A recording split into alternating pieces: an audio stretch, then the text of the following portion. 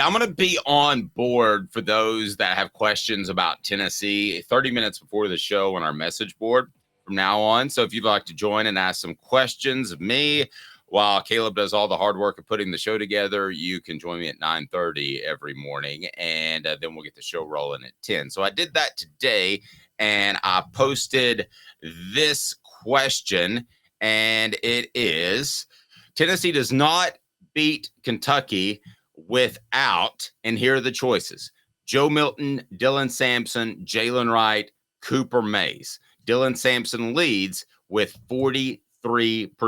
I ask you that question before we get to the Torchbearer Awards and report card. What do you say out of those four guys? Tennessee doesn't beat Kentucky without which one? It's today's tough question, brought to you by Campbell Cunningham, Taylor and Hahn. Look at me, no contacts, no glasses. I can see. Enjoy life better when you see better. Local vision service for LASIK, cataract surgery, and regular eye examinations at ccteyes.com, ccteyes.com. Which one of those guys does Tennessee come home from the Commonwealth with a loss instead of a W if they don't have in aisle 3 of Kroger Field? It's Joe Milton. It's obviously Joe Milton. What more could you have asked for him to do?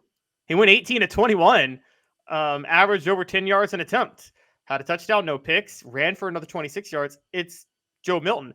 And now Jalen Wright and Dylan Sampson are close seconds, but you theoretically believe that if you don't have one, you could rely on the other to make plays in the game. So it's obviously Joe Milton. It's not obviously, but that's who I would pick. It's Jalen Wright because he set the tone early and he ran hard. It is Cooper Mays because this offense goes in a crazy funk like you've never seen before without a center. And we saw that earlier in the year against Florida.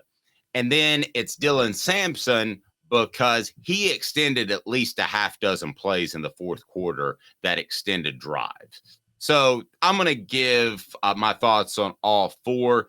It's tough for me to pick one, but man, I'm not saying it because he's a part of the staff and part of the what we do, but I'm going to go with Cooper Mays because I think if anything happens to Cooper at any point, it goes Florida frenzy crazy like it did in Gainesville. So maybe I'm wrong. Maybe Ollie Lane's ready, but until I see it, I don't believe it. But you could make a strong argument with any of the four. I think most people will go with Joe Milton. For the record, the percentages are this: 41% say Dylan Sampson, 35% say Joe Milton, and then 12% split between Jalen Wright and Cooper Mays. So before we get to the report card, your thoughts, Caleb? Yeah, that poll's wrong. Now, I'm with you. I could go with Cooper. It's Joe Milton and Cooper, though. The center and the quarterback matter more than the running backs. I'm sorry, they do. Jalen Wright and Dylan Sampson aren't Jalen Wright and Dylan Sampson if not for Cooper Mays. And if not for Joe Milton, by the way, forcing Kentucky to respect what he can do. And so, I mean, they're the two better ones. But look, if they had stuck with Jabari Small, I'm sure Jabari Small probably could have gotten 100 yards in the game because of what Joe Milton and what Cooper Mays were doing. So it's all four of them mattered. Before we get to the report card, just two more shout outs, though, because I had two other torchbearers, which was the defensive tackles, both Amari Thomas and Omar Norman-Lott. I gave it to Norman-Lott because he made the bigger plays, but both of them did a great job shutting down Ray Davis, running the ball. I want to get to all your torchbearers. So torchbearer me. Who gets the torchbearer award? For those that don't know, he's the guy in Circle Park that's holding up the torch. And that's the ultimate award you can win at the University of Tennessee, be it academics, athletics, or whatever. So who wins the Torchbearer Awards for this week? So we named three of them: Joe Milton, Jalen Wright, and Dylan Sampson. And I could have thrown in Cooper Mays in there. That's kind of an honorable mention with Wright and Sampson. Omar Norman-Lott is the fourth, but again, that's kind of a cut tandem because Amari Thomas is an honorable mention with Omar Norman-Lott. Norman-Lott was just the playmaker. And fifth is our guy Charles Campbell. 4 field goals, hit a 49-yarder. I mean, that you got to give it. That the kicker makes a difference sometimes. General Nealon's game maximum number 6. I almost had him on there. You literally read my mind.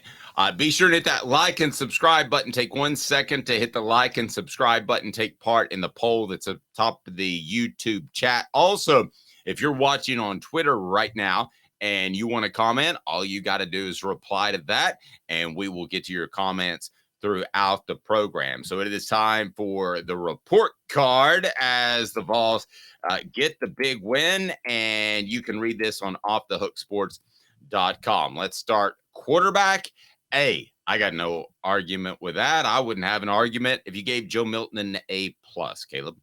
Yeah, it's an A because he took 2 sacks that he shouldn't have taken. Those sacks were on him as much as they were the offensive line, so that's why it was an A more than anything else.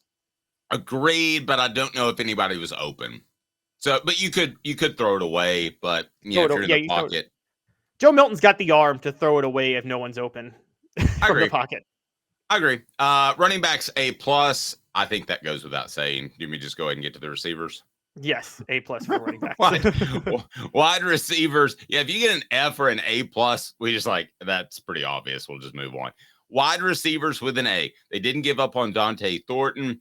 I don't know if Chaz Nimrod is going to be a long-term great wide receiver, but he made a big play, and that's what Tennessee needs. So you give those guys an A.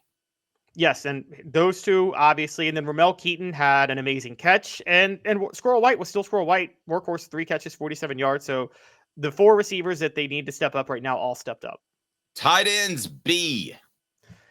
They were fine. It was almost like an incomplete because they didn't make any plays in the passing game. Blocking was okay. Look, when it comes to 2 sacks, you put some of that on pass protection, and that somewhat falls on the tight ends too. So, but still, there was just nothing to give them an A and nothing to give them below anything not above average.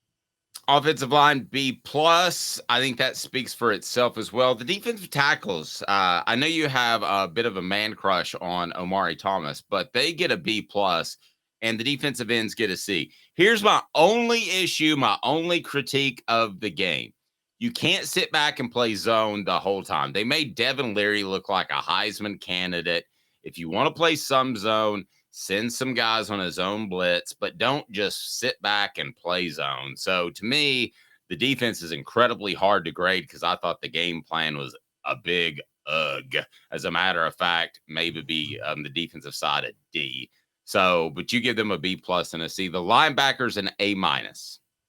Yes, and this is where I break with you. I know they didn't want Ray Davis to torch them. That's why they were stuck in zone and had the linebackers in spy for a while. So if you notice, Elijah Herring had 8 tackles and just 2 were solo. The whole point was for Elijah Herring to force Ray Davis certain directions and allow players to be wrapped up and tackled, allow him to be wrapped up and tackled in that moment. And he did his job. So I think the linebackers, they were supposed to shut down the run, and they did. Yeah, Devin Leary looked amazing, but the focus was to not let Ray Davis beat you. Yeah, we're talking about Ray Davis like he's Barry Sanders in his prime. Defensive backs D+. I think that's a little harsh only because of the game plan, but I see where you're coming from. They made Devin Leary look like he's going to win the Heisman here in a couple of weeks. Kicking game A-. So there we go.